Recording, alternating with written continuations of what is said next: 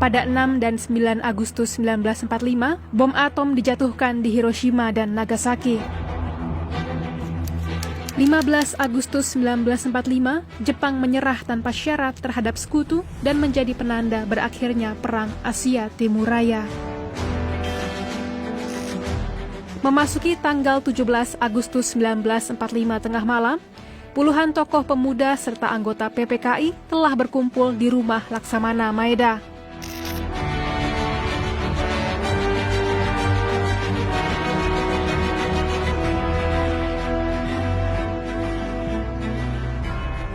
Proses perumusan naskah proklamasi dilakukan oleh Soekarno, Hatta, dan Ahmad Subarjo di ruang makan, sedangkan yang lainnya menanti di ruang besar. Yang merumuskan 3, Bung Karno pengen Bung Hatta yang mendikte, karena Bung Hatta ini yang paling tertib bahasanya kira-kira, ya kan? Ini bahasa politik ya kan? Kata Bung Karno, you diktein, saya tulis. Mungkin ada coret-coret ya, ada Barjo juga di sini sama ikut nyaksin. Bertiga ini ngerumuskan. Setelah mereka rumuskan, mereka bacain. Sebetulnya ada kompromi juga. Jadi di kalangan mereka katanya gimana kalau kita ngikutin caranya deklarasi kemerdekaan Amerika gitu, di mana founding fathers-nya ikutan teken semua. Itu Bung Hatta tuh bilang teken semua yang sini lah, ayo. Wah, gue bingung kan, gini. Kemudian Soekarni datang dengan usul, udah yang teken berdua aja, tapi atas nama bangsa Indonesia, atas nama rakyat Indonesia. Ya udah disetujui. Nah, setelah tadi disepakati siapa yang harus menandatangani, apa saja yang harus diubah, dan akhirnya sudah sepakat. Nah, kemudian Bung Karno meminta kepada Sayuti Melik untuk mengetik naskah proklamasi dengan didampingi wartawan BM Dias. Ada permasalahan memang awalnya.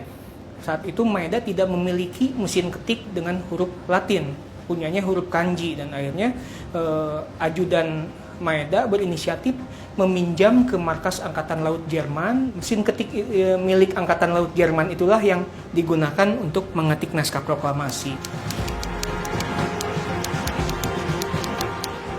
Waktu menunjukkan sudah masuk pukul 2 dini hari, sudah tanggal 17 Agustus 1945. Setelah kemudian selesai diketik, Sayuti Melik menyerahkan kepada Bung Karno dan Bung Hatta, dan kemudian Bung Karno dan Bung Hatta menandatangani di atas grand piano yang saat itu ada di rumah Maeda. Jadi proses penandatanganan naskah proklamasi di atas piano ini.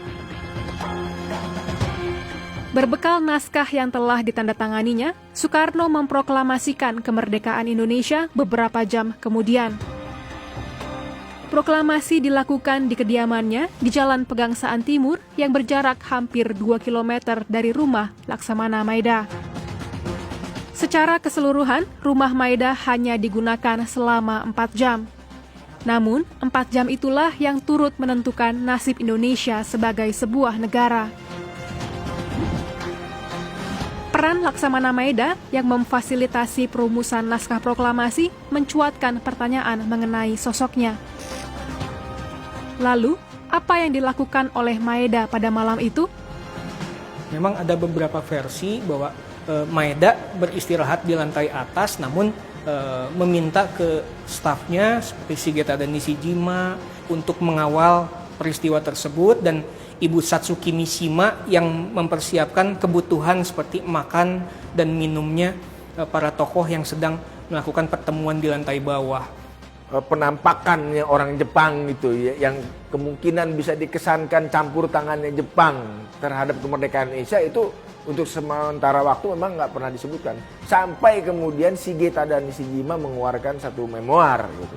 Ketika itu pun tidak tersiar luas, artinya orang sudah melihat bahwa Indonesia merdeka, masih tetap digoreng gitu ya, isunya digoreng, wah Indonesia ini bentukan fasisme Jepang, Indonesia ini boneka Jepang. Itu kampanye yang diberikan oleh Belanda, meyakinkan kepada sekutu bahwa ini harus dikembalikan keadaan sebelum perang, karena pemerintah yang sekarang nggak legitimate, dia disokong oleh Jepang, buktinya ini. Nah, itu kira-kira. Maeda harus menanggung konsekuensi berat setelah mengizinkan rumahnya digunakan sebagai tempat perumusan naskah proklamasi. Saat Inggris datang pada September 1945, Maeda dan stafnya, Shigeta dan Nishijima, ditangkap dan dimasukkan ke penjara Glodok dan rutan Salemba. Setelah dipulangkan ke Jepang, Maeda dituduh membangkang. Hingga akhir hayatnya, Maeda memilih menjadi warga sipil biasa. Di era-era tahun 2000-an ini, museum merasa ada pergeseran pemahaman mengenai sosok Maeda bagi orang Jepang.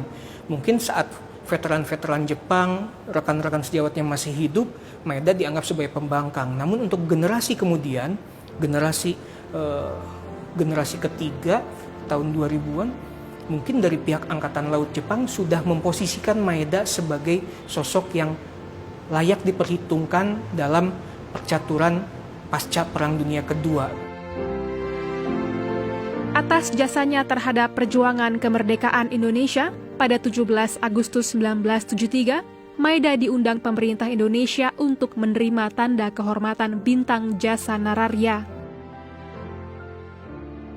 Maeda mengembuskan napas terakhirnya pada 13 Desember 1977.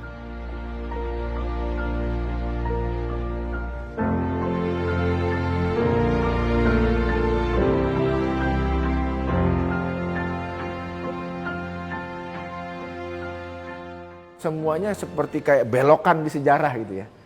Jadi sejarahnya kan lurus, kalau ngikutin lurus-lurus saja ya udah dari Terauchi, PPKI terus gitu ya. Tapi tiba-tiba ada belokan dalam sejarah yang membuat fakta sejarah itu menjadi lain, tapi kemudian justru menjadi hal yang sangat menentukan buat kemerdekaan kita.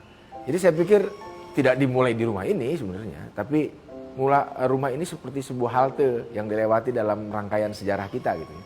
Jadi sebelum halte-halte lain yang kita lewati, ini salah satu halte di mana kemerdekaan kita dirumuskan.